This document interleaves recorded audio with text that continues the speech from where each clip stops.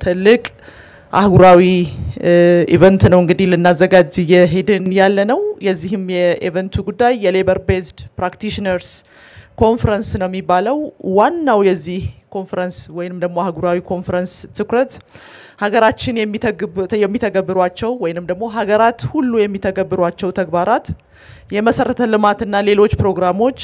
እንዴት የሰው ኃይልን በስፋት በጥራት እና በዘላቂነት ይጠቀማሉ የሚለውን ከግምት ውስጥ በከፍተኛ ደረጃ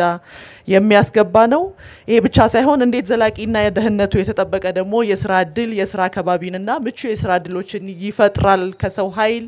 አጠቃቀም አኳያ የሚል ጉዳይ በትኩረት የሚይዝ ነው የሚሆነው እየተከተለን ያለነው የእድገት አማራጭ በተለይ ሁሉም ሰው ሊጠቀምበት በሚያስችልበት ደረጃ ተጠቃሚ ማድረግ የሚችል ዛሬ ተሰርቶ ነገ የሚፈርስ ሳይሆን ሰስቴይን ማድረግ የሚችሉ መሰረተ ልማቶችን ከማቅረብ አኳያም ትልቅ ትርጉም ያለው ስለሆነ እንግዲህ በዚህ ሂደት ደግሞ ከውጪ የሚመጡ ለኢትዮጵያ ምናልባት ለመጀመሪያ ጊዜ የሚቀላቀሉ ሊኖሩ ይችላሉ ካሁን በፊትም ቀድመው መተው ስለ ሀገራችን የሚያውቁ ሰዎችም ጭምር እንግዲህ የመስክ ጉብኝት እናዘጋጃለን ከጊዜ ወደ ጊዜ እንግዲህ በየአመቱ የአፍሪካ ህብረት የመሪዎች ጉባኤ እናካሂዳለን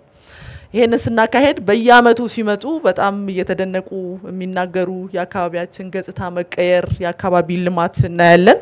እንግዲህ በዚህ ላይ ደግሞ የዜጎች የስራ ላይ ደህንነትም እንዲሁ በጉብኝት ወቅት የሚታይ ነው የሚሆነው ማለት ነው በአህጉራዊ ኮንፈረንሱ 1500 የተለያዩ ሀገራት ዜጎች የሚሳተፉበት እንደሆነ የተገለጸ ሲሆን በተለይም ኢትዮጵያ በአካባቢ ጥበቃና በአረንጓዴ ልማት በኮሪደር ልማት በመንገድና ሌሎች መሰረተ ልማቶች የሰራቻቸው ስራዎች እንዲሁም ያስመዘገበቻቸው ውጤቶች ተሞክሮች ለዓለም አቀፉ ማህበረሰብ የምታስተዋውቅበት ይሆናልም ተብሏል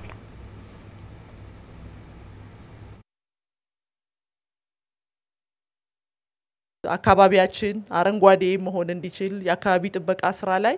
ትልቅ ሙቭመንት ትልቅ እንቅስቃሴ ካምፔንም ተከፍቶ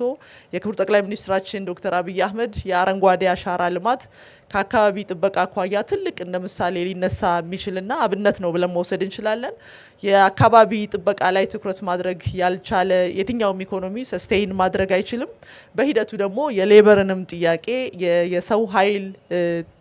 የመጠቀም ጉልበት የመጠቀምንም ደግሞ ፋስት በሆነ መንገድ ትኩረት ተደርጎ የሚሄድ ነው የሚሆነውና በተለይ ከግሪን ሌጋሲ አኳያ ትልቅ ትርጉም ሊሰጥ የሚችል ለዓለምም ትምህርት መስጠት የምንችልበት መድረክ ይሆናል ሌሎቹም እንግዲህ የምንማማርበት መድረክ ነው ብለን ማሰብ እንችላለን ዘላቂ ልማት ላይ ፍትሃዊ የመሰረተ ልማት አቅርቦትና አካታች ማህበራዊ ልማት ላይ ደግሞ በተለየ መንገድ ስራዎችን እየሰራን ነው ያለ ነው በተለይ እንደ ከተማና መሰረተ ልማት ሚኒስቴር በከተሞቻችን ያመጣናቸው ያሉ አረንጓዴ መሰረተ ልማት ብቻም አይደለም ኢኮኖሚያዊ መሰረተ ልማት እንዲሁም ማህበራዊ መሰረተ ልማቶቻችን በጣም ዜጎችን ያከበረ የዜጎችን መብት ያከበረና የአካባቢ ጥበቃንም ስራ ከግምት ውስጥ በከፍተኛ ደረጃ ያስገባ ነውና ከብዙም አንግል አኳያ ይሄንን ኮንፈረንስ ለማካሄድ በሞራል በህግ እና እንዲሁም ደግሞ ከባህላችን እሴትም አኳያ ተገቢ ልማት ቦታ የሚሰጠው ነው ብለን መውሰድ እንችላለን